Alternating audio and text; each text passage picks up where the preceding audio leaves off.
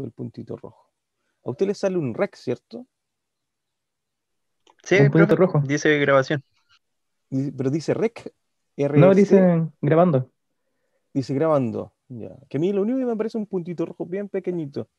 Es una banda verde aquí. Por eso pido que siempre me acuerden porque a veces me pierdo entre tanta cosa que me aparece. Tengo abierto el chat, por lo cual si ven un cuadro negro me tendrán que avisar. Y tengo abierto el listado de participantes. Poco a poco se van sumando más compañeros a la clase. Y hoy día vamos a ver el desarrollo del sistema digestivo. Derivados endodérmicos. Ya vimos que los primeros vasos sanguíneos se forman sobre este derivado, que es el sistema digestivo. ¿Por qué? Porque de ahí vamos a recibir los nutrientes iniciales para llevarlo al resto del cuerpo. Pero eso no es tan así en el ser humano, porque nosotros el alimento no está en la vesícula umbilical, sino que vendría de la placenta. Así que rápidamente esos vasos sanguíneos se proyectan hacia caudal, hacia el pedúnculo de fijación y hacia el corio. Con el plegamiento, que es por crecimiento del amnio, se empieza a plegar sobre este embrión cilíndrico porque la notocorda nos da esa propiedad cilíndrica, tubular principalmente, y en este tubo, en la parte interna del tubo, va a quedar estrangulado el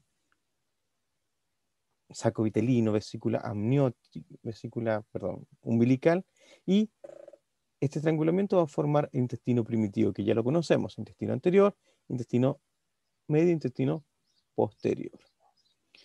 Aquí está el plegamiento nuevamente, dorso ventral, y como se estrangula, queda formando el conducto interno, que es el intestino.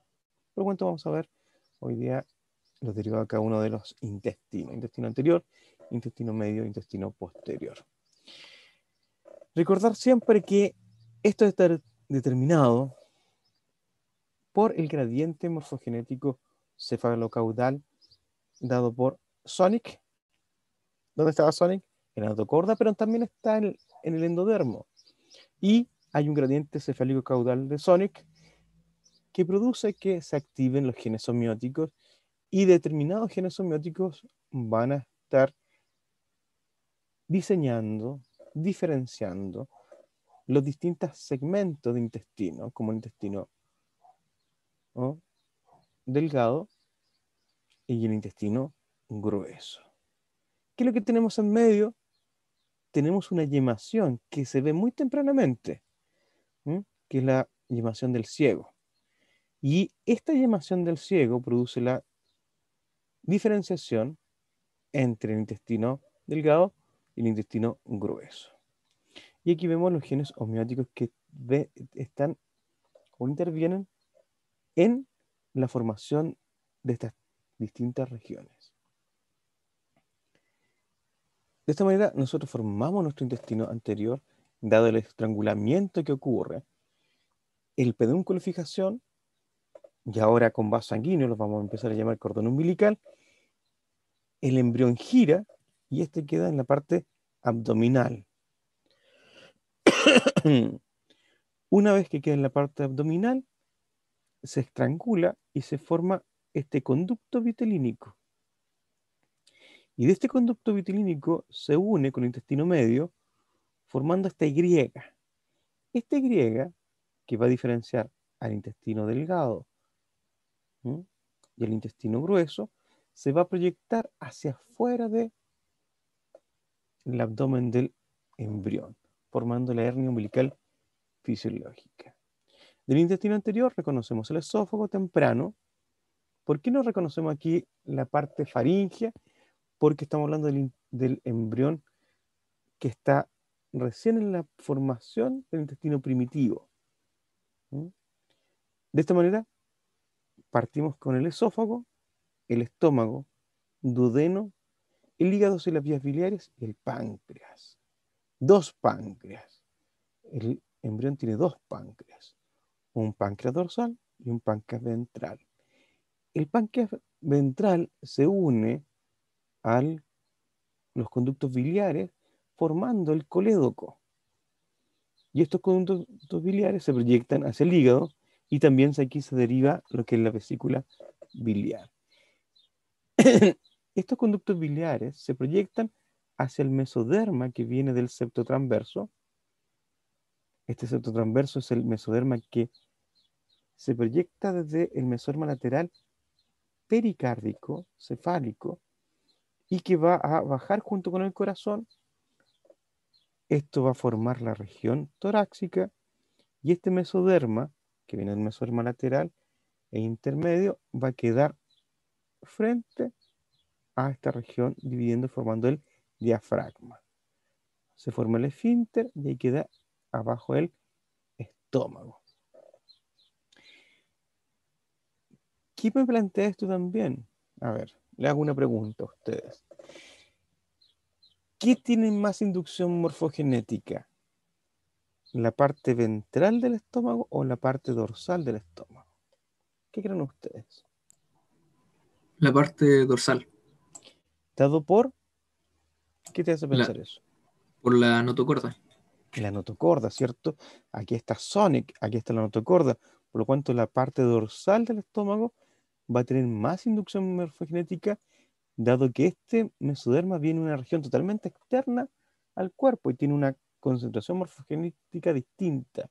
Por lo cuanto es la región dorsal del estómago la que va a crecer más. Y ese crecimiento hace que se forme la curvatura mayor del estómago, inducida porque tiene mayor inducción morfogenética. De esta manera, tenemos nuestro intestino primitivo anterior, vemos aquí el divertículo respiratorio, sobre el divertículo respiratorio, que ya lo vamos a conocer, se forma la faringe, bajo el divertículo respiratorio tenemos el esófago. Nace del esófago a nivel de la cuarta bolsa faríngea, ¿ah? El divertículo respiratorio. Entre la faringe y el esófago aparece este divertículo respiratorio, derivado también endodermio. ¿Qué va a dar origen al divertículo respiratorio? A la laringe, la tráquea, los pulmones. Se va a empezar a ramificar. ¿Hacia dónde? Hacia este mesoderma que viene junto con el mesoderma pericárdico. De aquí tenemos la formación del estómago, la distinta vasculatura que irriga el estómago, el tronco celíaco, ¿no? Intestino medio, ahí tenemos la arteria mesentérica superior o principal. Y después tenemos la parte caudal, donde tenemos la irrigación también del intestino caudal, mesentérica inferior, ¿no? Y caudal. De esta manera, el intestino, a medida que crece el estómago, si es inducido a la parte dorsal y crece más, ¿puede crecer hacia dorsal siempre el estómago? La respuesta es no. ¿Por qué no? Porque se enfrenta con la pared posterior del cuerpo. Y a medida que crece tanto esta región dorsal, empieza a hacer que el estómago gire en el eje longitudinal. ¿Y esto qué es lo que provoca? Que todo el intestino vaya girando junto con el estómago. Y a medida que se gira y crece y aumenta en tamaño, en peso también esta región dorsal del estómago, que forma la curvatura mayor del estómago, empieza a inclinarse, girando también el eje, como segundo giro, en el eje antero posterior. Lo hace que este se recueste. De esta manera, este giro hace que el intestino gire completamente. En algunos experimentos que hicimos cuando yo estaba joven en biología del desarrollo, nosotros insertábamos más morfógenos en el lado izquierdo que en el derecho, provocando que hubiera un gradiente alterado entre los ejes también. Y veíamos que el embrión, en este caso de la rana africana, el intestino en vez de girar hacia la izquierda, empezó a girar hacia la derecha. Conclusión de ese experimento es que este giro también está determinado por los gradientes morfogenéticos. Si uno le cambia el gradiente morfogenético al embrión, estos giros se pueden ver también alterados. De esta manera, a medida que se estrangula por ventral este intestino, se forma un mesoderma ventral, dorsal ventral del intestino y un mesoderma dorsal posterior del intestino. Y este mesoderma ventral desaparece en la mayor parte del intestino. ¿Mm?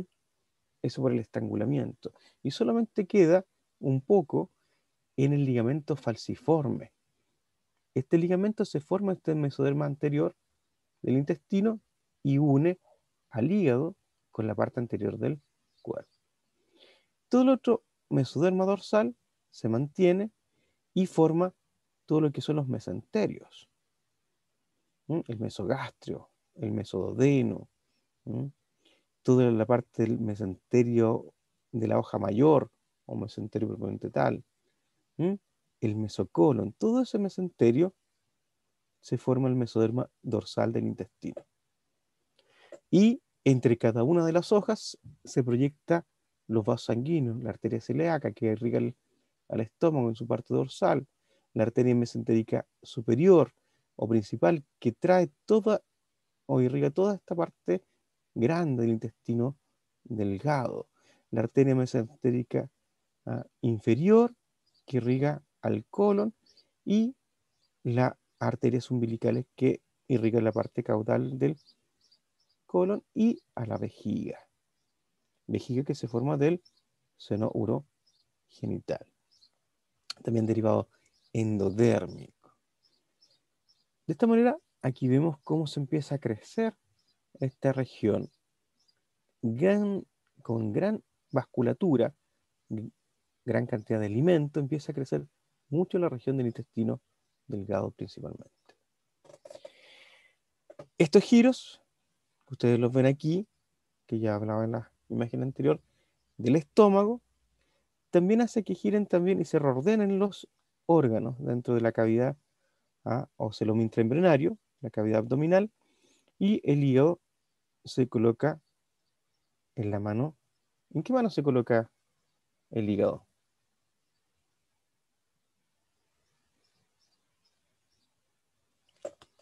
Si ustedes se tocan el abdomen, ¿en qué mano está el hígado?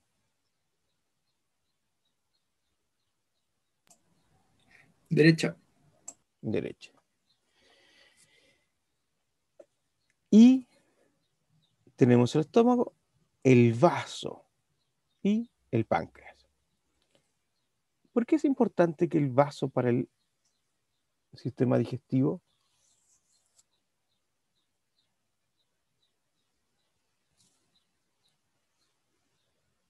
¿Tiene alguna relación el vaso con el sistema digestivo?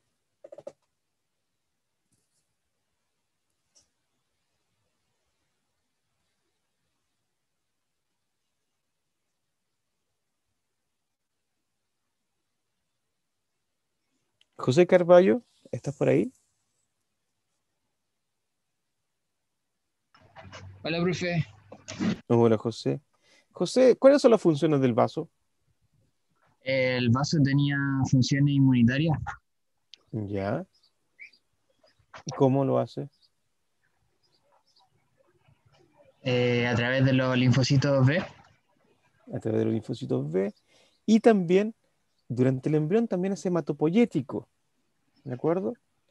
Y el vaso, como tú bien lo dices, José Carballo, tiene sistema inmunitario. ¿Y eso qué tiene relación con el estómago? ¿Tiene alguna relación con el estómago? ¿Con el intestino? ¿Con los mesenterios? ¿Necesitamos ahí tener sistema inmunitario?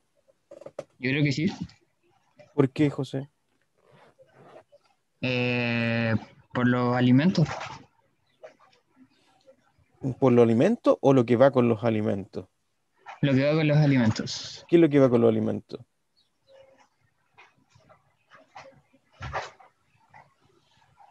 Eh, Que a pesar de que nosotros los desinfectemos, tengamos un estómago con un ácido clorhídrico casi del 1, ¿cierto? Lo que nosotros comemos, hay bacterias que pueden resistir ambientes ácidos. ¿Mm? Por lo cuanto, el mesenterio, que también tiene que ver con esta flora bacteriana intestinal, ¿se podría infectar el mesenterio? ¿Qué creen ustedes? ¿Se puede infectar el mesenterio?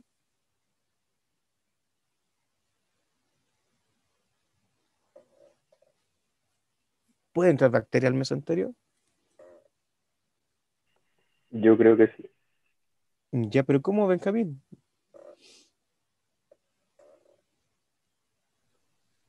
Eh, con una sepsis o peritonitis, cosas así. ¿Pero cómo se produce una peritonitis? Una inflamación del peritoneo. ¿Cómo?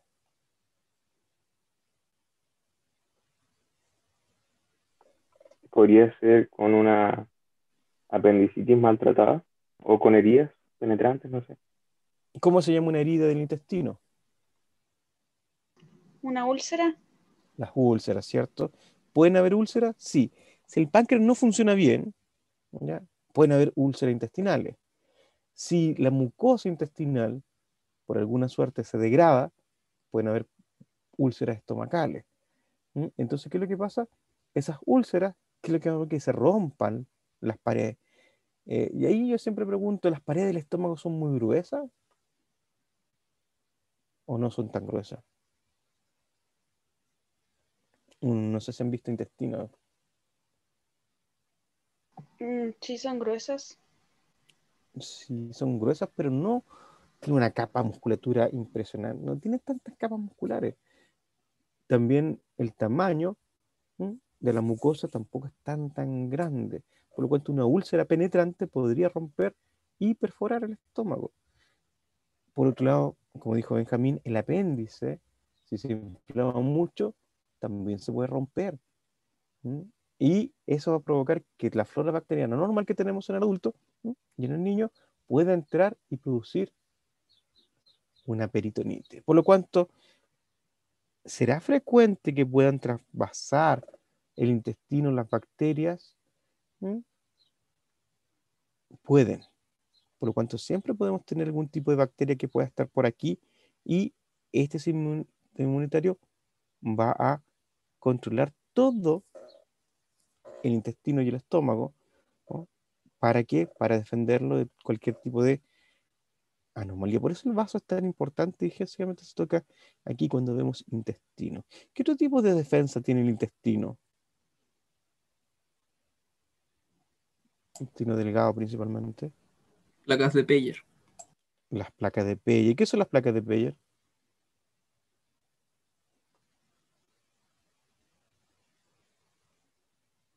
¿Qué son las placas de Peyer?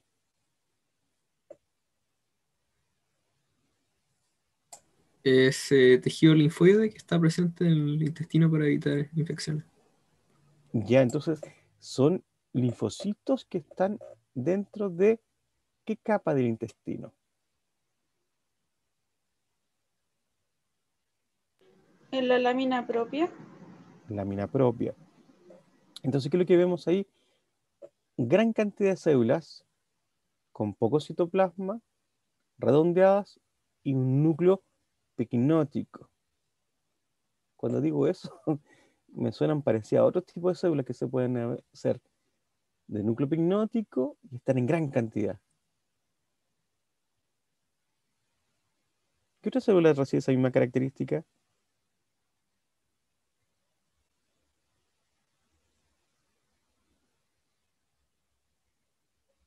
¿Qué pasaría si yo en una biopsia les muestro la lámina propia de un tejido y ustedes ven gran cantidad de células picnóticas? O sea, si hablo de picnóticos, ustedes me entienden, ¿cierto? Picnóticos que tengan el núcleo muy teñido, es decir, que se ve como que está condensado, núcleos pequeños y células muy redondeadas. Se ve como una mancha negra en ese intestino. ¿Qué podrían pensar ustedes que es esa biopsia?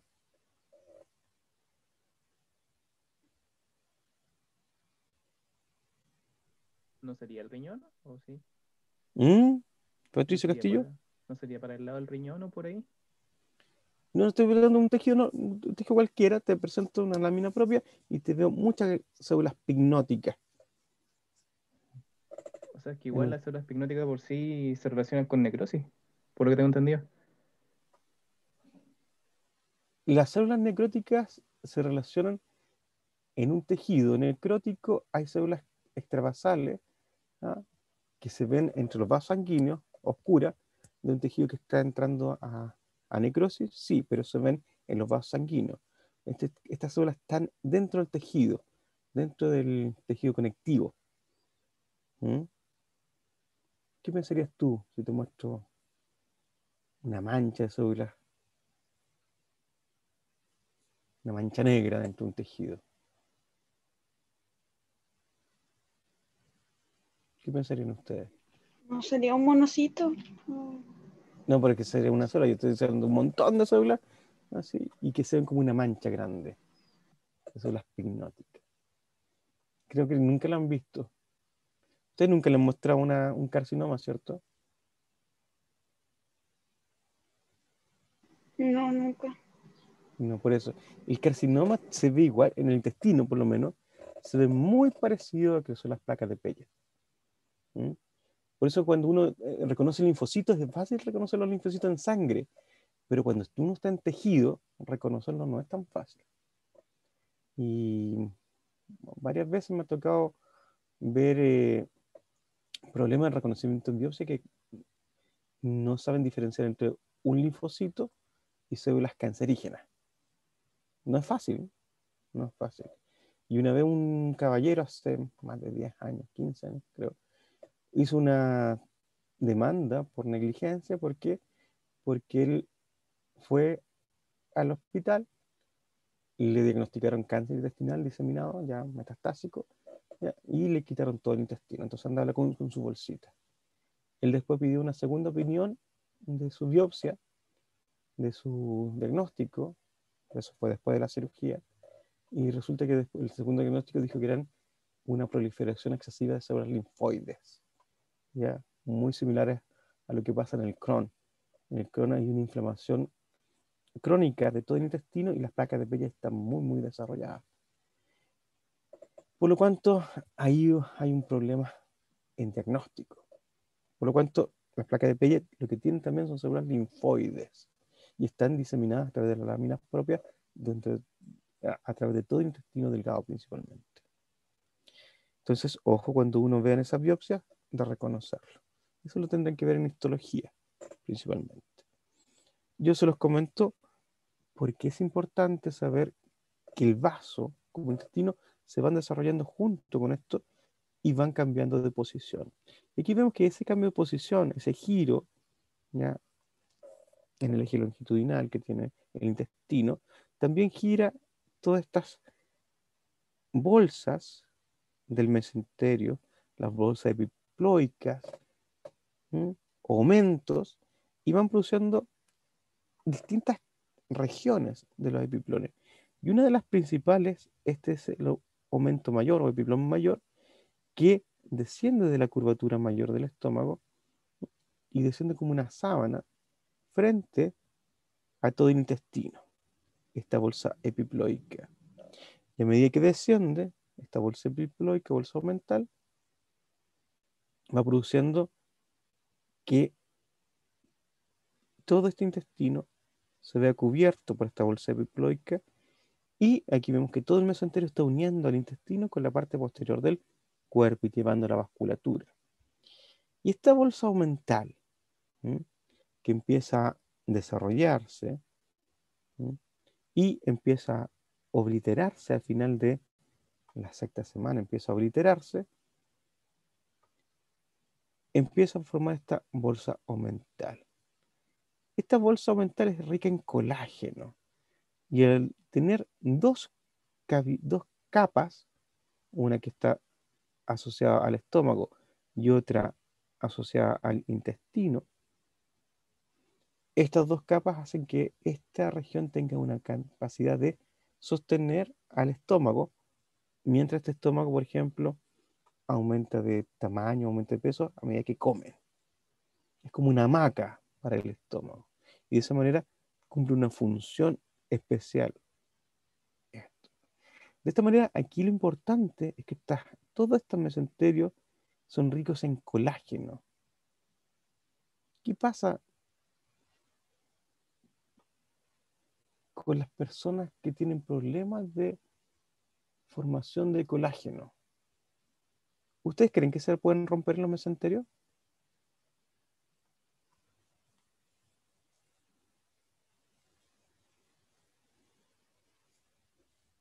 ¿Qué creen ustedes?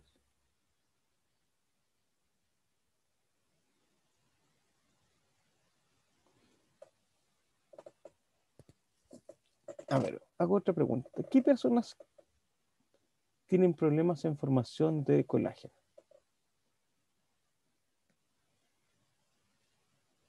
No estoy segura, pero era el síndrome de Marfan, ¿o no? El síndrome Marfan, ¿sí? ¿Quién más?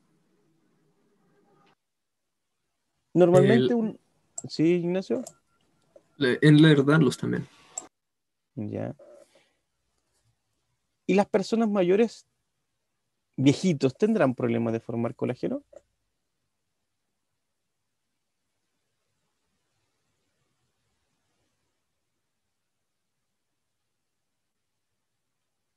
¿Qué creen ustedes?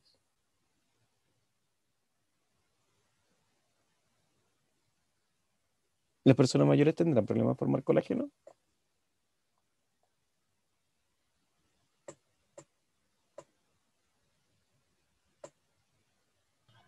Yo creo que sí. Sí, por eso todas las viejitas compran colágeno y vitaminas. Ya consuma esto y se verá siempre joven. ¿Han visto los comerciales? Las personas mayores empiezan a tener problemas de formación de colágeno. Aún no sé si el colágeno que uno consume será suficiente como para formar colágeno. Bueno, esa es otra pregunta. Entonces, si las personas mayores tienen problemas de colágeno, ¿se podrán romper el intestino, el mesenterio? ¿No el intestino, el mesenterio? ¿Qué creen ustedes?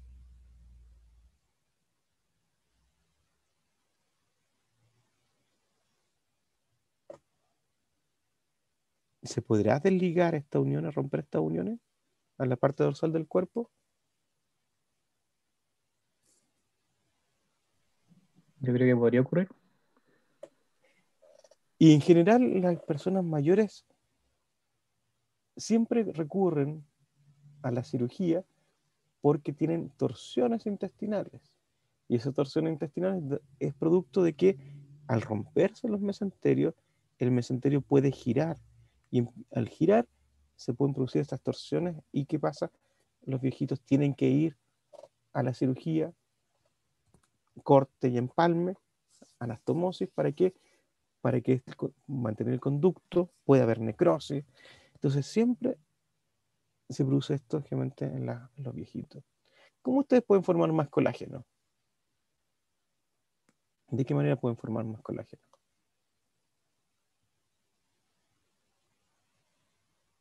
Con la vitamina C.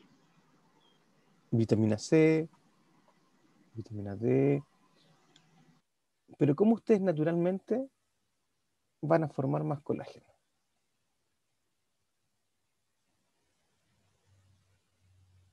No solamente es suficiente con la vitamina C, vitamina D. ¿Mm? ¿Qué tienen que hacer para formar colágeno?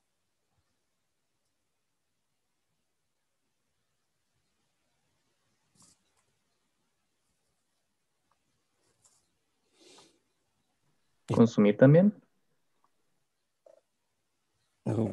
Consumir. Realmente lo que tienen que hacer es formar más factores de crecimiento fibroblástico. Y para aumentar la cantidad de factor de crecimiento fibroblástico hay que entender quién produce el factor de crecimiento fibroblástico. Y la pregunta es esa: ¿quién produce más factor de crecimiento fibroblástico?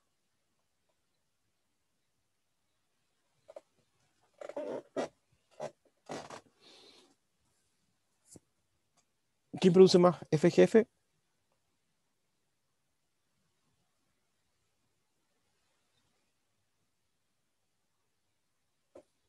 ¿Saben? La hormona del crecimiento. Sí, eso durante el desarrollo.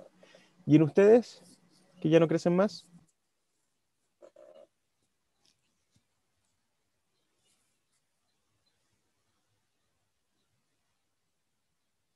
La hormona del crecimiento produce mayor cantidad de factor de crecimiento fibroblástico, ¿no?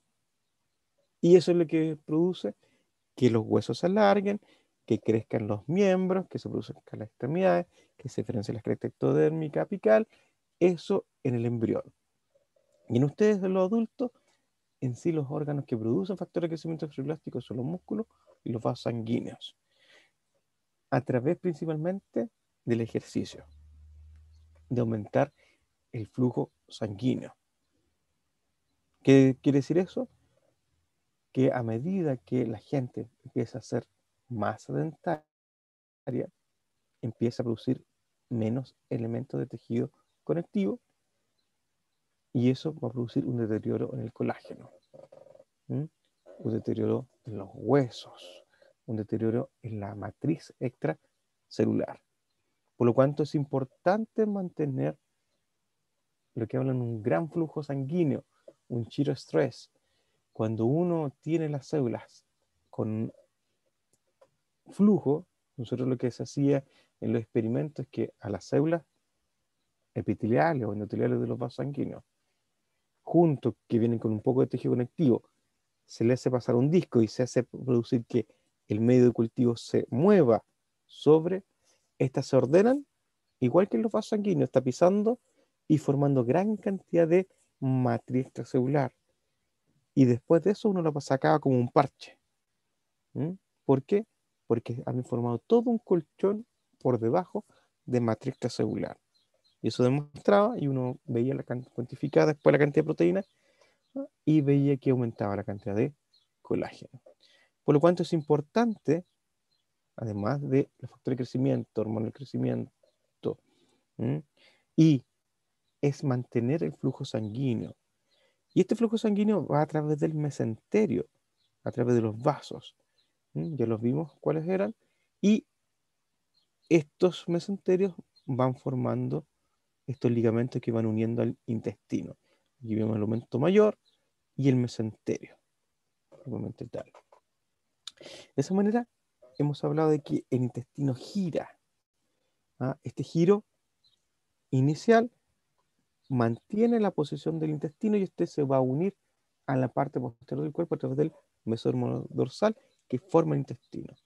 Junto con ese giro, todos los órganos van girando, inclusive el páncreas. Y aquí vemos la parte ventral del páncreas, el lóbulo ventral, la yema pancreática ventral y la yema pancreática dorsal. A medida que giran, los dos páncreas se encuentran. Y al encontrarse los dos páncreas, ¿qué es lo que producen? Que estos se fusionan. Y al fusionarse, van a provocar que se una y el conducto pancreático accesorio se oblitera, se cierra y lo único que queda aquí es el conducto pancreático principal que va hacia el colédoco. ¿Qué secreta el páncreas a través de este conducto?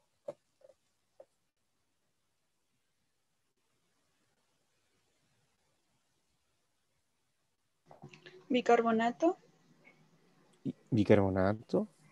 ¿Qué más? los jugos pancreáticos. ¿Y qué tienen los jugos pancreáticos para que me lo definan más técnicamente? Mm, no lo recuerdo. Ya.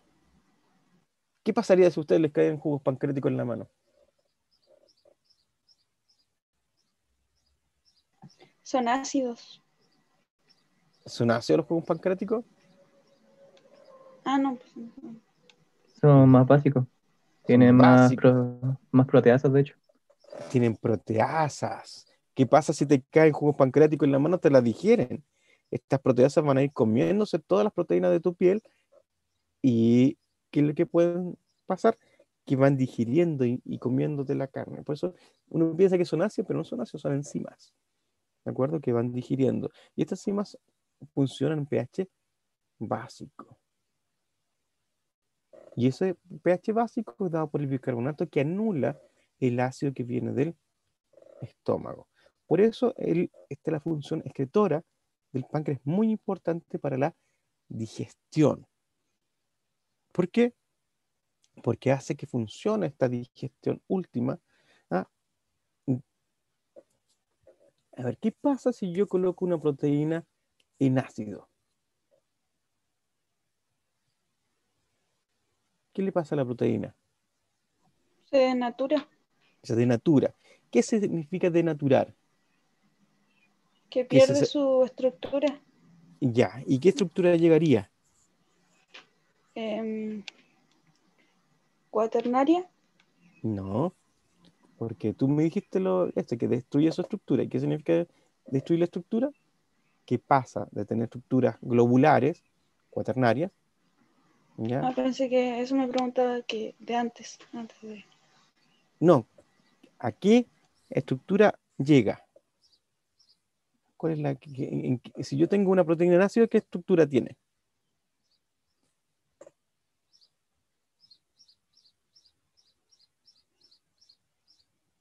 A ver, Si se denatura, quedaría con su estructura de primario, ¿no? ¿y cuál es esa? La secuencia de aminoácidos. Es la secuencia lineal, ¿cierto? Una secuencia lineal de aminoácidos. Y esa secuencia lineal de aminoácidos es leída por las proteasas. Entonces van cortando y separando los aminoácidos, los péptidos, y con unidades más pequeñas, esas son más fáciles de transportar a través de la absorción, a través del intestino delgado. De esta manera, el estómago no termina con la digestión.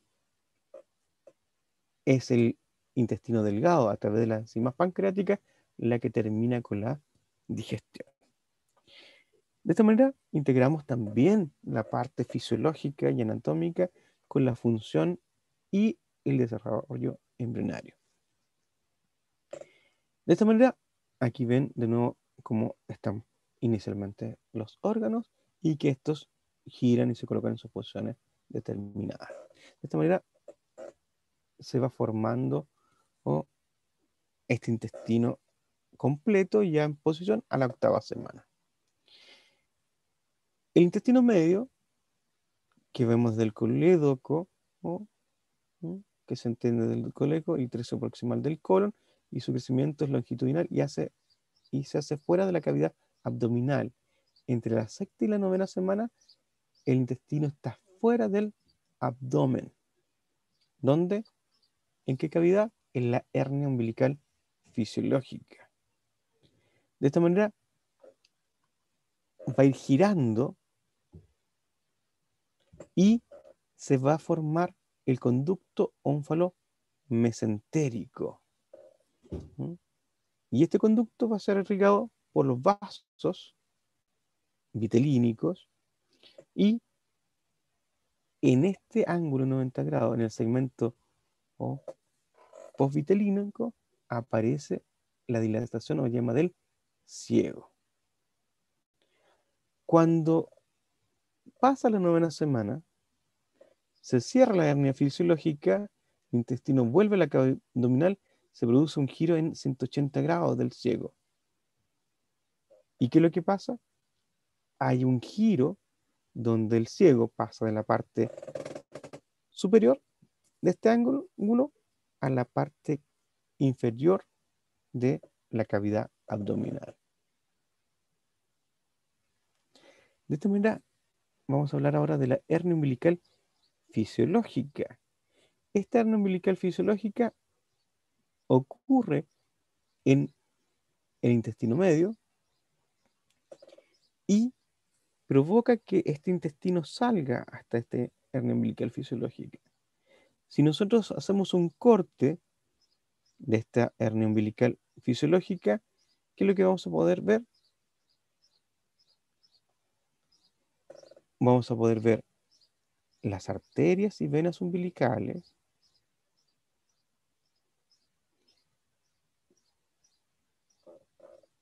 vamos a ver el alantoides y distintas proyecciones del intestino. Entonces, vemos aquí 1, 2, 3, 4, 5, 6, 7, 8 elementos donde se mezclan proyecciones de vasculatura y proyecciones intestinales dentro de la hernia umbilical fisiológica. Por lo tanto, esto lo podemos ver hasta la 8ª semana, esta formación de la hernia umbilical fisiológica. Y después de la 9ª semana, dado que la parte caudal crece y se hiergue y se estira el embrión, ¿no? Para producir el feto, y crece la cavidad abdominal, este intestino regresa dentro de la cavidad abdominal, después de la 9ª, 10ª semana. De esta manera, dentro de esta hernia umbilical fisiológica es donde aparece esta llamación del ciego. Y muchas personas me preguntan, profe, ¿de dónde viene esta proyección que se forma aquí? ¿Qué es lo que es esto que está aquí? ¿Lo observan? Ignacio. El apéndice. Apéndice vermiforme. ¿Y por qué tiene esa forma el apéndice? Porque es como un tubito pequeño que se sale del ciego. Porque el hecho que esta parte del ciego esté en la hernia umbilical fisiológica hace el cordón y el crecimiento del cordón umbilical hace que se proyecten estos elementos junto con el alantoides, que también se proyecta, mira, una parte del intestino posterior también se proyecta hacia el cordón umbilical. Hay distintos conductos que se proyectan por el crecimiento, también se ve arrastrado esta parte del ciego, pero a diferencia del alantoides, que siempre queda aquí, junto con el cordón, con el conducto vitelínico, que se cortan junto con en la formación del ombligo, incluso pasan a ser ligamentos. ¿Mm? El apéndice regresa a la cavidad abdominal, regresa junto con el ciego en la 9ª y 10ª semana, por lo cual queda como un relicto de que este ciego algunas veces estuvo dentro de la hernia umbilical fisiológica. Tóquense el ciego, tóquense el apéndice. ¿Dónde está el apéndice? ¿Lo están haciendo? ¿Dónde está? A ver, descríbanmelo.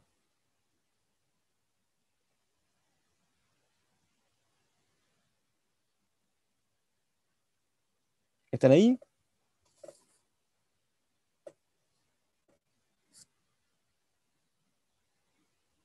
Gabriel Concha, ¿estás ahí?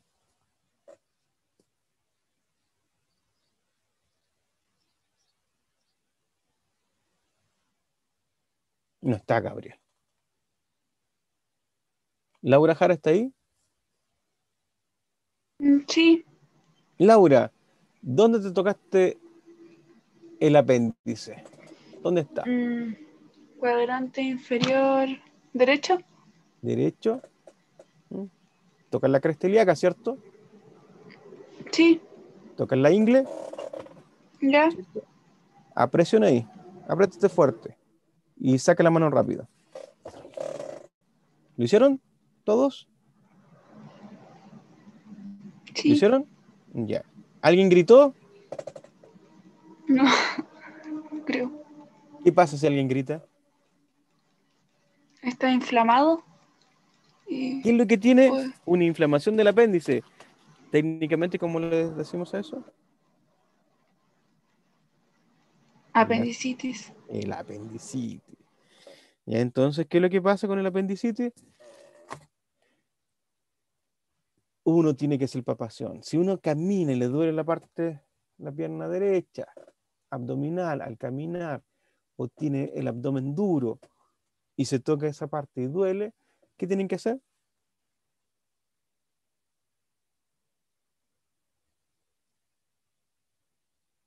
¿Qué tienen que hacer?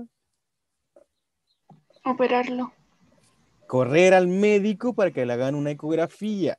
Y si esa ecografía muestra que tiene inflamado el apéndice, lo van a operar. Si no, le van a colocar antiinflamatorios, le pueden colocar antibióticos y lo van a dejar esperando en observación hasta que se baje la inflamación del intestino. ¿Por qué se inflama el apéndice? Múltiples cosas. Tarde o temprano ese apéndice se puede inflamar, más con la gente que come alimentos picantes y semillas. Ese elemento, el apéndice que está en el ciego, ¿no? Nace entonces dentro de esta hernia umbilical fisiológica. Se retrae esta hernia umbilical fisiológica sobre la parte más caudal, bajo esta Y, se forma esta yemación del ciego que va a empezar junto con el giro del intestino a subir. Va a empezar a cambiar de posición este divertículo cecal. ¿Ah? Va a quedar arriba inicialmente. Encefálico, cambia aquí, tiene un ángulo de 90 grados y empieza ahora a descender después de la entrada de la hernia umbilical fisiológica, que es la parte superior, cefálica. Y a medida que se sigue creciendo el intestino, ¿no? Grueso ahora, empieza a descender, formando el colon ascendente, colon transverso, colon descendente y colon sigmoideo para llegar al recto. Ahí nosotros vemos el intestino. Hablemos del intestino posterior. Es el tercio distal del colon, ¿ya? Que llega hasta la membrana cloacal. Y en la séptima semana, la porción caudal proyecta el alantoides por su pared ventral, a los lados del conducto de Wolf, conducto mesonéfrico. Termina en la cloaca que se dilata y esto va a producir, a medida que se diferencia, en la sexta semana, la cloaca se divide en una región anterior y una región posterior, formando la membrana urogenital y la membrana anal. Y esta membrana cloacal, cuando se transforma en la membrana anal, desaparece a final de la séptima semana y se abre, dejando abierto el conducto del intestino. De esta manera, el alantoides, que está y se ve una proyección del intestino posterior, empieza a separarse. ¿Por qué? Porque se forma un tabique urorectal. Y este tabique urorectal mesodérmico empieza a formar el perineo que separa a la membrana urogenital de la membrana anal. Esto ya lo vimos. Y aquí tengo esta otra imagen donde se ve una formación de la membrana cloacal, donde el mesénquima empieza a formar estas invaginaciones de la pared cloacal, y esto va a formar este tabique urorectal que se proyecta y separa a la membrana cloacal. Ustedes ven cómo se proyecta y separa a la membrana cloacal en dos, formando la membrana urogenital y la membrana anal, formando el perineo en la parte intermedia. De esa manera llegamos a la parte final del intestino grueso, donde la parte endodérmica se proyecta con el recto. Y la asociación del recto endodérmico con la región ectodérmica anal forma lo que es el canal anal. De esta manera, este canal anal se diferencia el epitelio de la mucosa intestinal. Esa mucosa intestinal viene del endoderma, mientras que el epitelio externo del ano viene del ectoderma. Endoderma, ectoderma. Por fuera tenemos mesoderma. Este mesoderma va a formar la musculatura del esfínter proctodeal, y junto con eso, por dentro, junto con los esfínteres, se forman estos plegamientos que forman las columnas anales. De esta manera, la región ectodérmica, donde vemos la región proctodeal, y la otra parte del intestino es la parte endodérmica del intestino posterior. De esa forma se queda conformado la región final del sistema digestivo. Bueno, preguntas, consultas.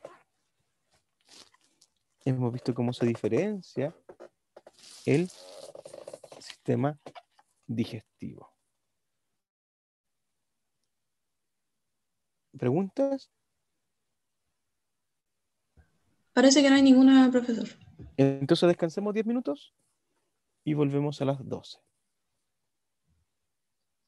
¿Le parece bien? ¿Sí? Ya. Sí, profe.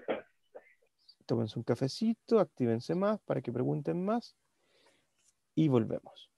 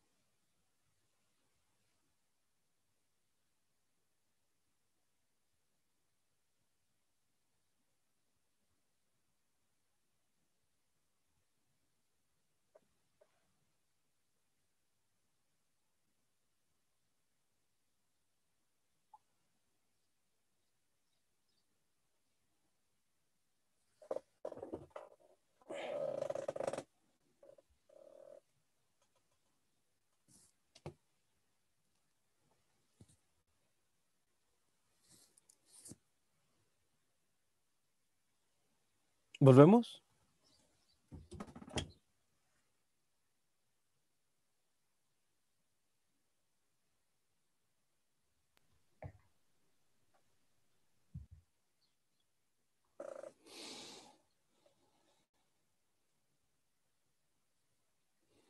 Vamos a hablar del desarrollo del sistema respiratorio.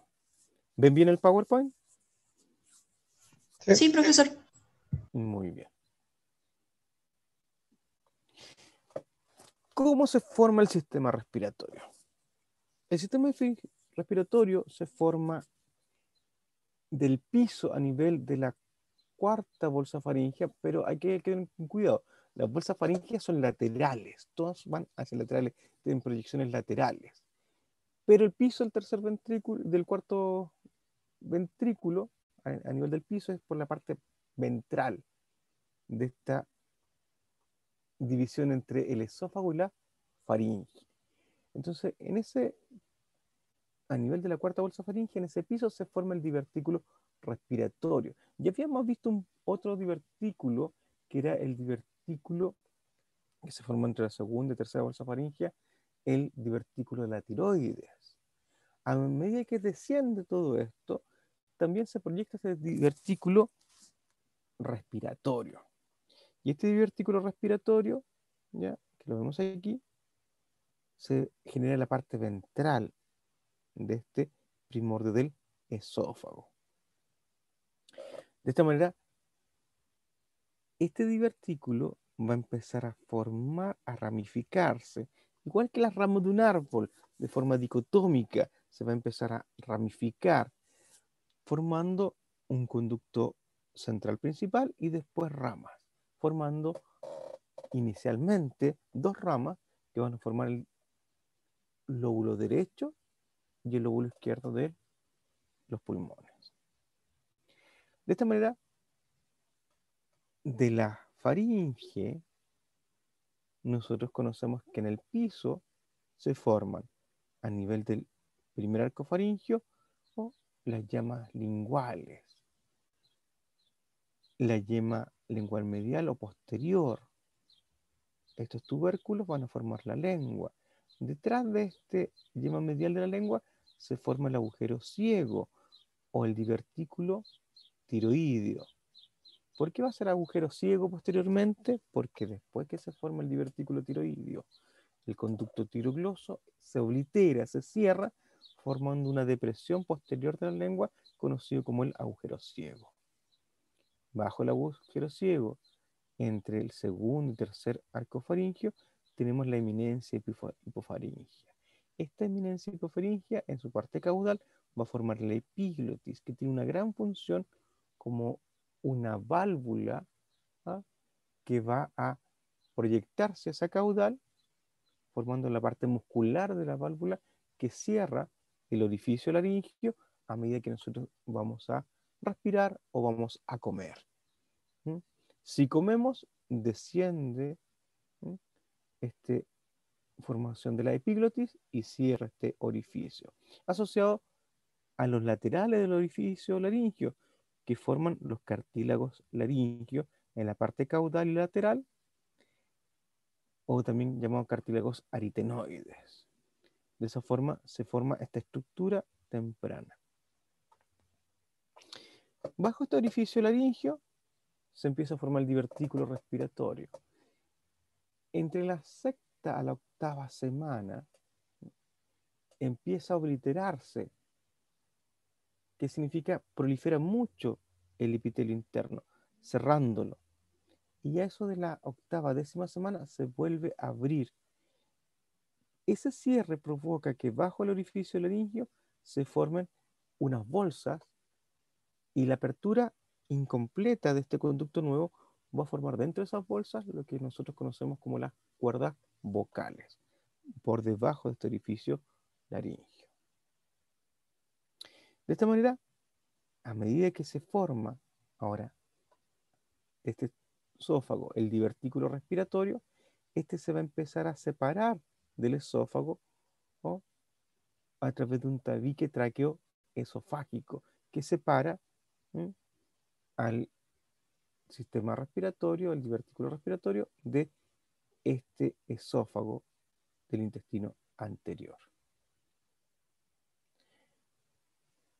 Aquí ustedes pueden ver un esquema donde tenemos el esófago, el divertículo respiratorio, el mesoderma esplácnico que está por fuera, y cómo a medida que se desarrolla el divertículo respiratorio, las paredes impulsadas por estos surcos empiezan a fusionarse formando este tabique traqueoesofágico que separa a la tráquea, al conducto laringotraqueal del esófago.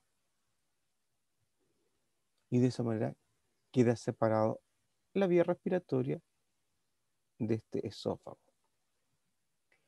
El divertículo respiratorio y el orificio laringio empiezan a cambiar de forma a medida que se desarrollan los cartílagos aritenoides y la yema epiglótica, y empieza a tener una forma de Y a medida que pasan las distintas etapas. De esta manera, a las 4 semanas nos vemos como un orificio, esta hendidura laringotraqueal. A las 5 semanas vemos como en la parte superior la eminencia hipofaringia forma esta tumefacción epiglótica. A las 6 semanas ya se conforma la epiglotis y están bien determinados y rígidos los cartílagos aritenoides, formando estas alas de los cartílagos laringios y que le dan esta forma de Y. De esta manera, a las 10 semanas queda conformado completamente este orificio laringio como una válvula funcional. El mesoderma que empieza a cubrir al intestino y que cubre también la parte respiratoria es el mesoderma esplácnico. Este mesoderma esplácnico cubre todo el endoderma y en este caso va a cubrir el divertículo respiratorio y va a conformar toda la proyección muscular que se va a formar en este divertículo respiratorio y en todo el sistema pulmonar. De esta manera, dentro de este tejido conectivo formado del mesoderma esplácnico, mesoderma lateral esplácnico, se va a formar la musculatura lisa, tejido conectivo y los cartílagos semianulares, que en la proyección de la tráquea van a mantener abierta la tráquea de forma rígida.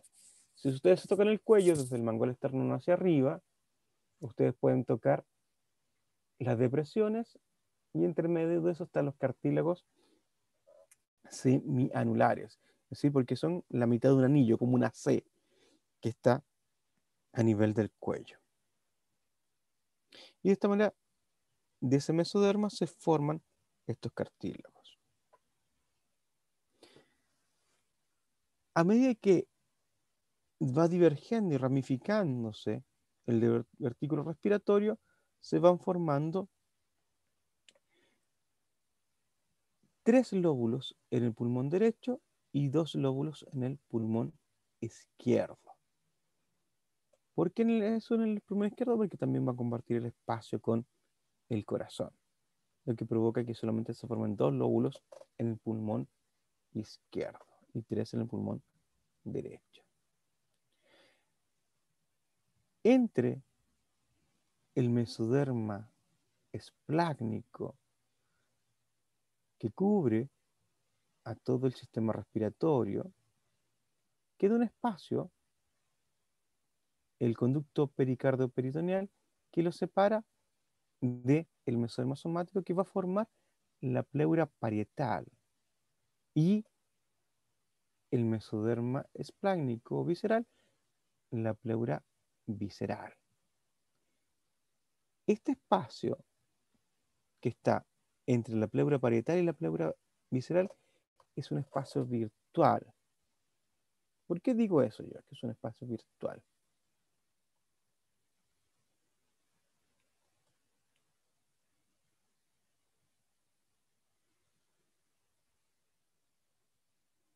¿Me contestan ustedes, por favor?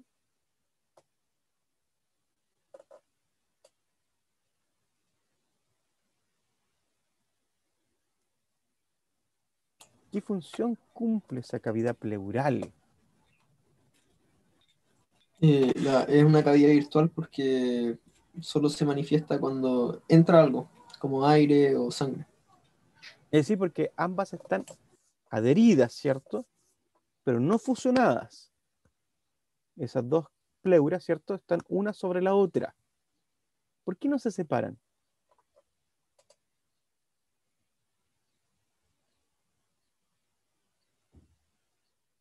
Contéstenme ustedes, por favor.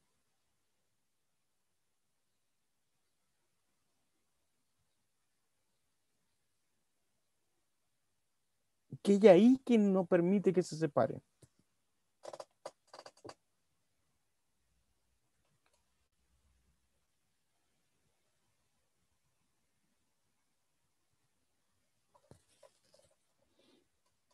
¿Saben o no saben?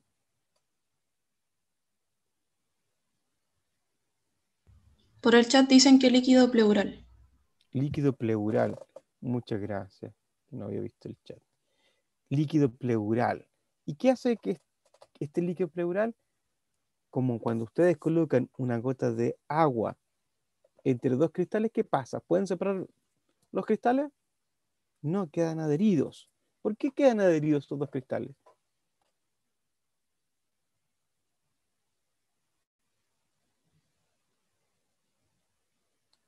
Porque, ¿cómo pueden separar los cristales? Deslizándose uno sobre el otro. Es decir, estas dos paredes no se pueden separar, pero sí pueden deslizarse una sobre la otra. ¿Por qué? Porque hay un líquido pleural. ¿Qué característica tiene ese líquido pleural que no hace que se separen estas dos membranas? ¿Qué fuerzas hay ahí? Aumenta la tensión superficial.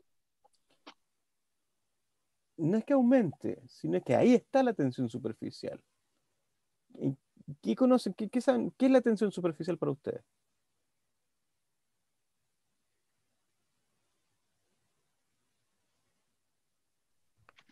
Es, es como la fuerza que mantiene unidas las moléculas de agua. ¿Es un enlace débil? ¿Un enlace fuerte? ¿Qué es?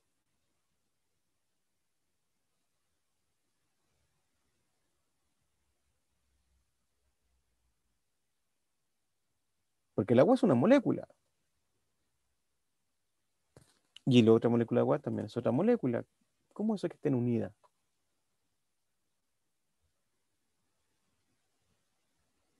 ¿Qué tipo de fuerza hay ahí?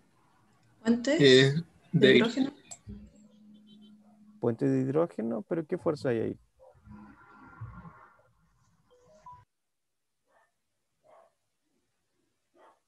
Son enlaces débiles, ¿m? Electromagnéticos, de carga. ¿Ya? ¿Qué es lo que hace eso? Son enlaces, ¿ya? Pero solamente porque hay una carga negativa, que es el oxígeno, que atrae los hidrógenos. Y esa fuerza que mantiene cohesionada el agua permite que los bichitos caminen por el agua. Ustedes lo han visto en los ríos, los lagos, que hay bichitos que pueden caminar sobre el agua. ¿Por qué? Porque el agua hace como un colchoncito, porque esa fuerza que está es suficiente para mantener el peso. Pero ¿qué pasa con dos cristales? Hacen esa unión de muchos enlaces débiles, hace gran fuerza. ¿Y qué es lo que hace? Que el líquido pleural, en el caso de las pleuras, no se separe. ¿Y qué permite eso? Cuando desciende el diafragma, retrae las pleuras, pleura parietal, la pleura visceral, y eso hace que se expandan los pulmones.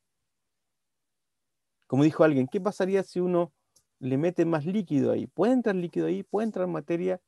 ¿Puede entrar aire? Sí. ¿Y qué pasa cuando pasa eso? Los pulmones se colapsan. ¿Cómo se llama cuando entra mucho líquido o materia dentro del espacio pleural?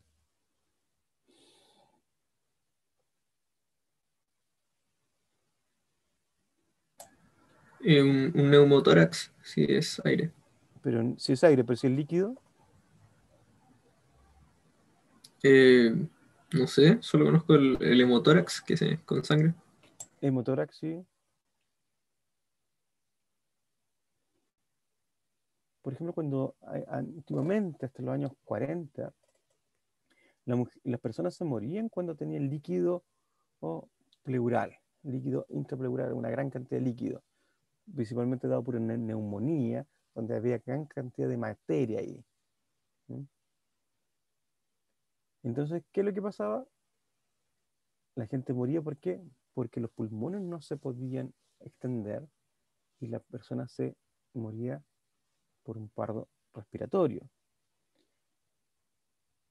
¿Qué se inventó después? La punción intracostal. ¿Y qué pasa con la punción intracostal? Se sacaba ese líquido y ¿qué pasaba? Al extender los pulmones, la persona podría volver a respirar. ¿Y el neumotórax cómo se produce?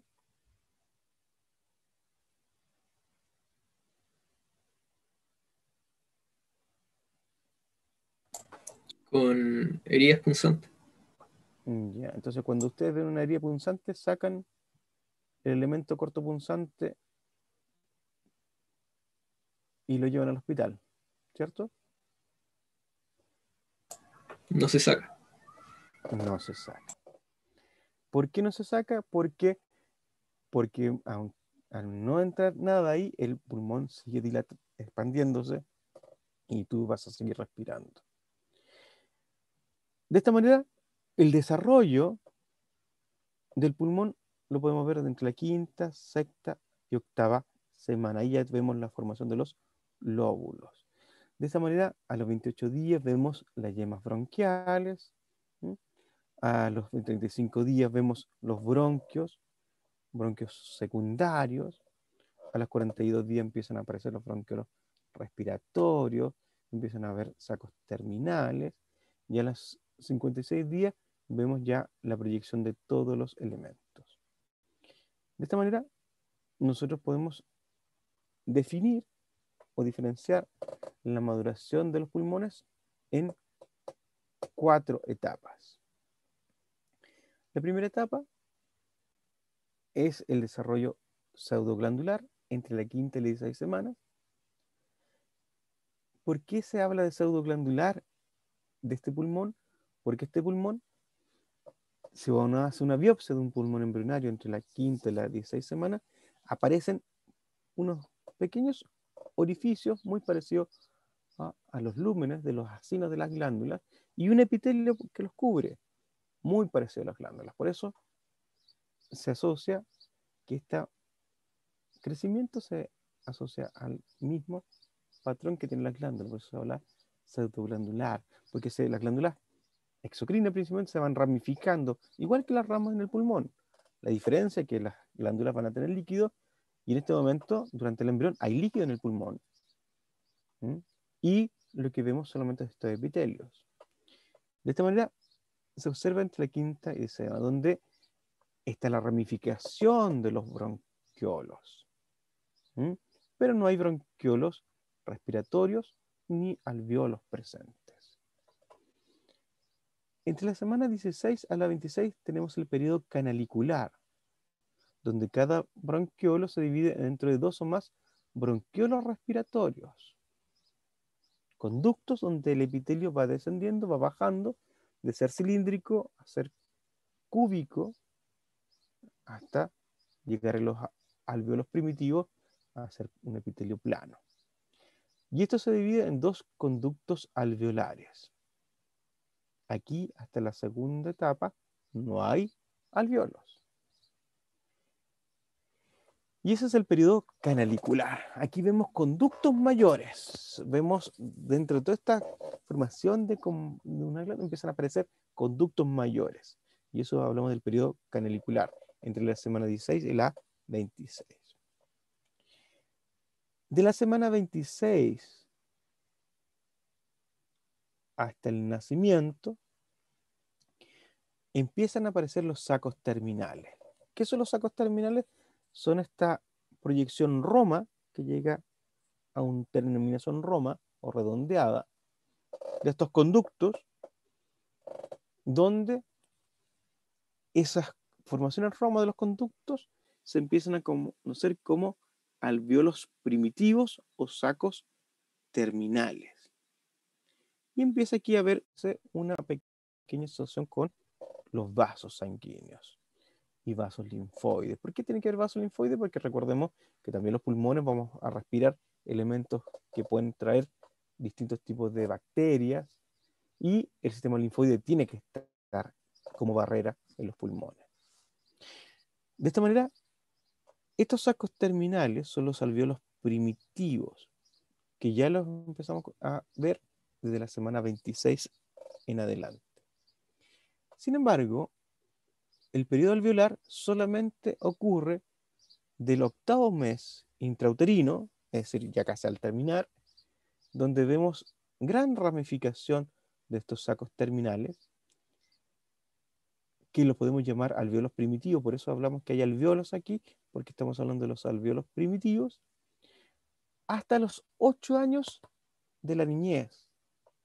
Hasta ahí se ve que hay mayor formación de, o aumenta el número, se incrementa el número de alvéolos, donde hay alvéolos maduros. ¿Cómo reconocemos un alvéolo maduro?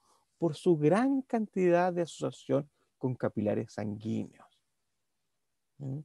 Hay una asociación muy íntima, bien desarrollada, del epitelio endotelial capilar y el neumocito tipo 1 del alvéolo. ¿Qué es lo que nos permite eso? Que empecemos ya al nacer, tenemos estos alvéolos primitivos que nos permiten respirar. ¿Cuándo uno puede respirar sin ayuda de una máquina? ¿Desde qué edad del feto?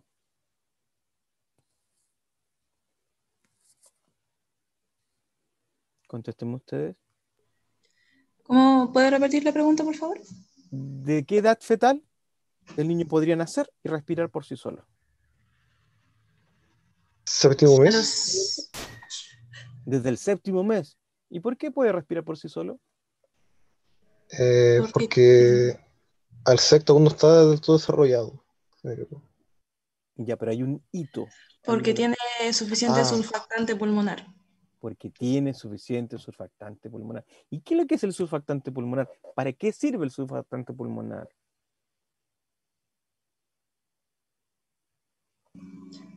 Para equilibrar la tensión superficial dentro de los alvéolos. No la equilibra. No la equilibra. ¿Qué es lo que hace el surfactante pulmonar? La disminuye. La disminuye, la rompe, rompe ese ligamento. ¿Y por qué tiene que romper la unión del agua? ¿Por qué tiene que romper esta tensión superficial? Y aquí yo se los cuento, porque no creo que... Ustedes saben que el oxígeno no pasa el agua. El oxígeno no entra en el agua. Dado la tensión superficial, el aire no entra en el agua. Entra muy poquito en el agua. Le cuesta pasar el agua. Y nosotros somos 70-90% agua. Una célula es 90%. Nuestro cuerpo en sí son 70%, dadas las cavidades que tenemos. Una célula no... Entonces, ¿cómo pasa a la sangre? ¿Cómo pasa a la célula? ¿Por qué? Porque este surfactante pulmonar puede romper esta tensión superficial. Aquí les voy a hacer una pregunta que va a ver si me entienden solamente. ¿Cómo respiran los peces?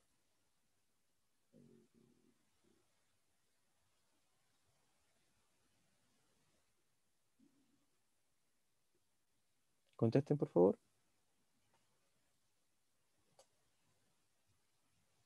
A través de la branquia. Podrían contestar eso. Pero el oxígeno, que ustedes van y miran al mar y ven toda esa atmósfera grande de oxígeno, de aire que está sobre el mar. ¿Es ese oxígeno el que respiran los peces?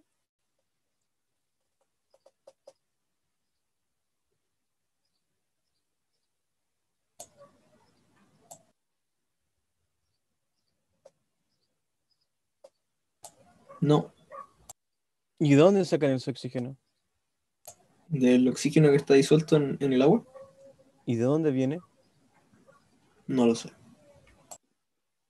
Puede ser de las algas. Muy bien. ¿Y dónde están las algas? ¿Dónde están las algas? ¿Están como los bosques sobre el agua o están bajo el agua? Bajo el agua. Bajo el agua. Entonces, ¿qué pasa? Es desde abajo, desde las capas inferiores, donde vemos estas algas que nacen. ¿Mm?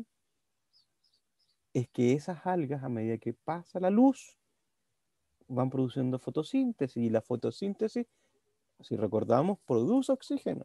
Por lo cual el oxígeno que van respirando los peces no viene de la atmósfera, viene de las algas.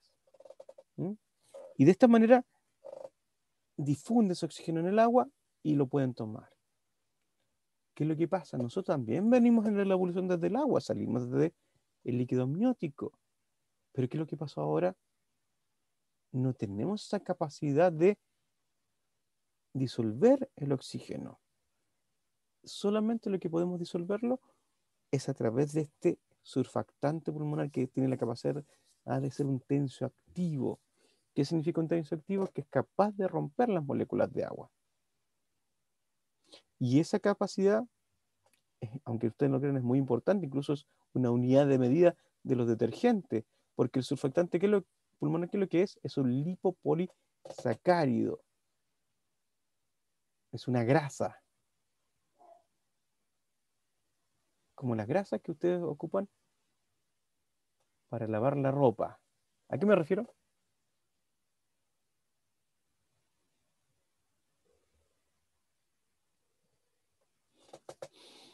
Quizás ni lo conocen. Ustedes lavan su ropa, ¿cierto?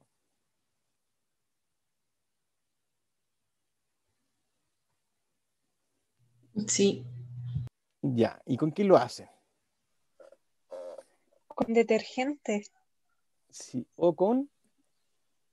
Si no tengo detergente, ¿con qué lo hago? ¿Jabón? Con jabón. ¿Y de dónde viene el jabón? Yo me acuerdo que hace tiempo había gran cantidad de jóvenes que se dedican a la industria de producir jabones. Jabones con plantas adentro, jabones con colores, con perfume. ¿Es fácil hacer un jabón? ¿Dónde se sacan los jabones?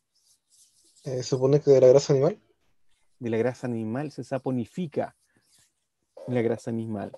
Y estas saponinas, ya formadas desde la grasa, que también se pueden formar de los lípidos, por eso hay muchas plantas que tienen saponinas, porque la planta al producir líquidos, las resinas, también pueden producir saponinas, por eso el quillay, si ustedes lo frotan, produce espuma, ¿ya? Porque tiene gran cantidad de saponinas, incluso hay gente que se lavaba el pelo con quillay. ¿Y qué es lo que pasa? Esta grasa, el lipopolisacárido, ¿ya? Puede romper la tensión superficial. ¿Por qué? Porque se mete entre los enlaces del agua, enlaces débiles, y va abriendo el agua. ¿Y qué es lo que permite eso? Que entre el oxígeno a nuestra sangre, que pueda difundirse ahora el oxígeno con mayor facilidad. Es por eso que es importante el surfactante pulmonar. Bueno, aquí vemos estos pequeños orificios, ¿cierto? Como los acinos de una glándula, por eso este es el periodo pseudoglandular de esta imagen. Aquí nosotros vemos estos grandes conductos que identifican claramente al periodo canalicular. Y en estas dos imágenes se ven estos puntos romos aquí, principalmente aquí, que tiene mayor aumento. Vemos estas bolsas romas, que son los alveolos primitivos. Con esto nacemos. Y después empiezan a ramificar, ¿ya? Y aumentar. De esta manera llegamos al alveolo diferenciado, el cual tiene un neumocito tipo 1, que es que es plano, que cubre el 95% de la superficie, pero solamente el 40% del N de células que hay en el alveolo. Su función principalmente es el intercambio gaseoso. Pero el neumocito tipo 2 tiene la importancia de que el que produce el surfactante pulmonar, al ser una célula secretora, tiene gran citoplasma, por lo cuanto es cuboidal. Y está en gran cantidad, generalmente en los tabiques interalveolares, y forma el 60% de los neumocitos. pero solamente ocupa el 5% del área de superficie. Por lo cual, entre los dos participan en la respiración. De esta manera, ¿qué pasa con la gente que le cuesta producir surfactante pulmonar? ¿Qué es lo que le hacemos?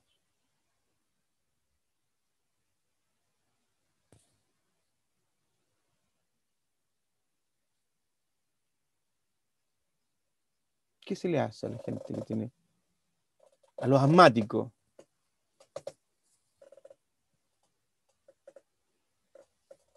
¿Qué se le hace a los asmáticos?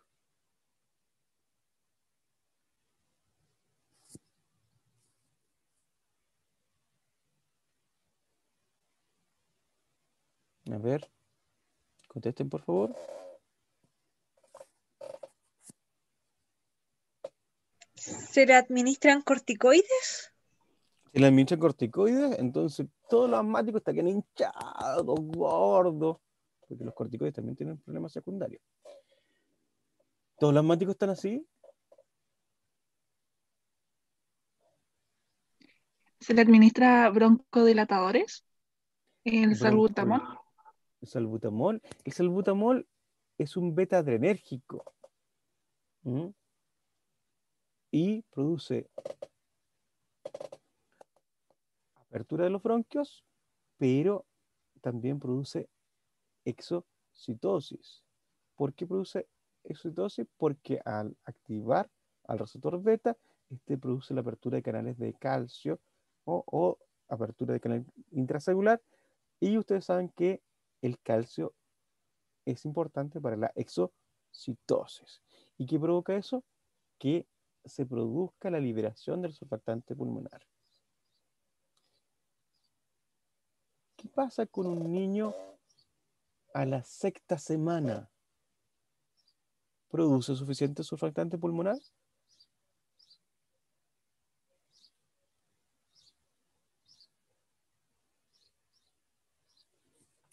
Contéstenme ustedes, por favor. Un feto a la 6ª semana. Perdón, al 6º No. mes. Perdón, al 6º mes. Un niño al 6º mes, ¿produce suficiente surfactante pulmonar? No. ¿Qué hacemos con un niño al 6º mes si sabemos que vamos a tener un niño prematuro? Ahí le damos corticoides. ¿Y por qué le damos corticoides?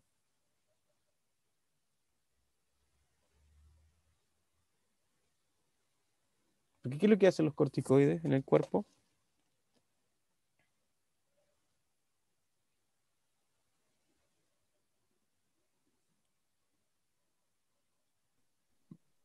A ver, ¿por Quizás qué los para corticoides? producir los lípidos que tiene el surfactante. No te escuché la mitad nomás. Lípidos del Ah, surfactante. que quizás es como para que el organismo pueda producir los lípidos que tiene el surfactante. Exactamente. Cuando yo consumo un corticoide, como dice José también abajo en el chat, ya, lo que pasa es que los corticoides me hacen engordar, me hacen hincharme, porque aumenta la formación grasa, también aumento de líquido, pero también aumenta la formación grasa. Entonces, ¿qué es lo que pasa con eso? Los corticoides lo que hacen es aumentar la modulación pulmonar, porque hacen que los pulmones empiecen a formar más lípidos, y esos lípidos llevan a la formación temprana de lipopolisacáridos como el surfactante pulmonar. ¿Ya? Es por eso, como dice José Carballo, se hace madurar el sistema respiratorio. Entonces, por ejemplo, un embarazo de trillizos, yo sé que el embarazo de trillizos no va a llegar a término. Por lo cuanto, vamos a colocarle corticoides a la madre. ¿Para qué? Para que esos corticoides, cuando lleguen al niño, produzcan una maduración temprana de los pulmones, empiecen a secretar más surfactante pulmonar. ¿De acuerdo? Y también si el niño cuando nace, no tiene suficiente surfactante pulmonar,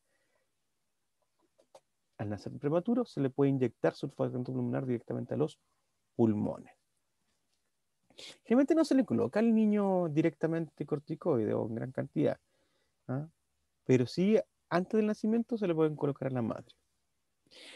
Es por eso que el surfactante pulmonar es muy importante.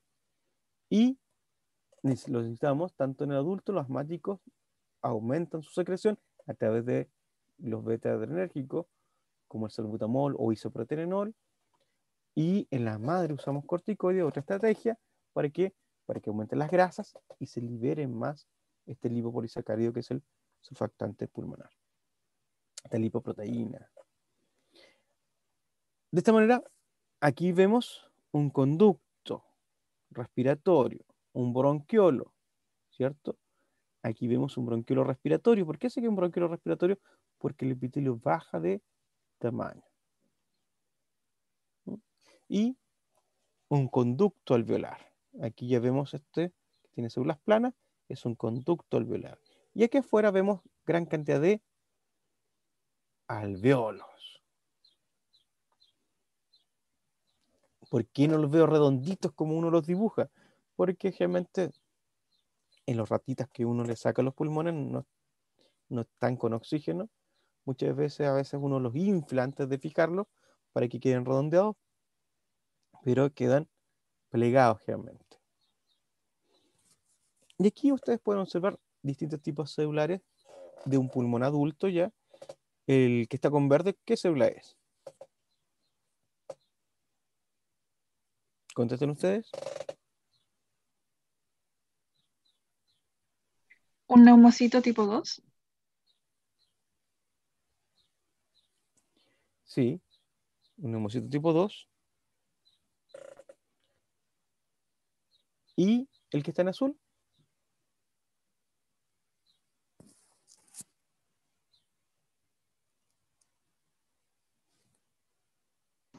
Un neumocito tipo 1. Un neumocito tipo 1. ¿Y las que están aquí? ¿Las ven? Ordenaditas, una detrás de la otra. ¿Quiénes son?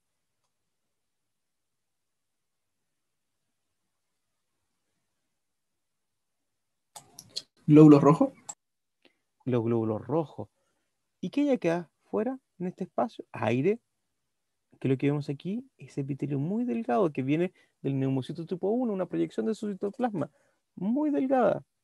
Y los glóbulos rojos en un capilar. ¿Por qué sé que es un capilar? Porque tiene el tamaño de un glóbulo rojo, lo que hace que el glóbulo rojo vaya tocando las paredes del capilar.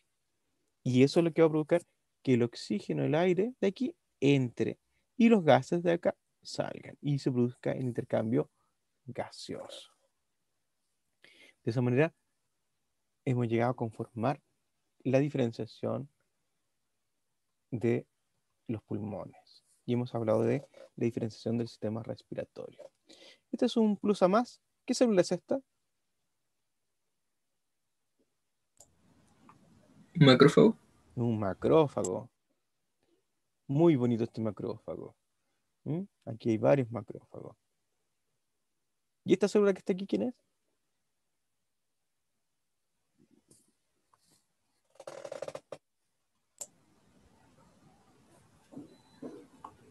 ¿Un linfocito? Un linfocito. ¿Qué quiere decir? Que este pulmón está con algún tipo de infección y estas células salen adentro de los alvéolos a estar ahí digiriendo las bacterias y limpiando todo este tejido pulmonar. Bueno, ¿preguntas?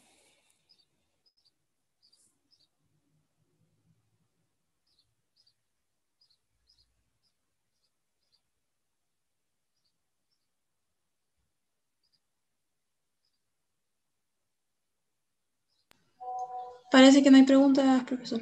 Ya, si no hay preguntas, recuerden, deben estar cansados después de ya 4 horas estando en clase. Las preguntas cuando le nazcan, cuando estén ahí, pueden hacerlas al foro y ahí estarán los ayudantes respondiendo y ayudándolos a ustedes con sus preguntas. ¿De acuerdo? Entonces quedamos hasta aquí y nos vemos en la siguiente clase. Muchas gracias, que estén muy bien.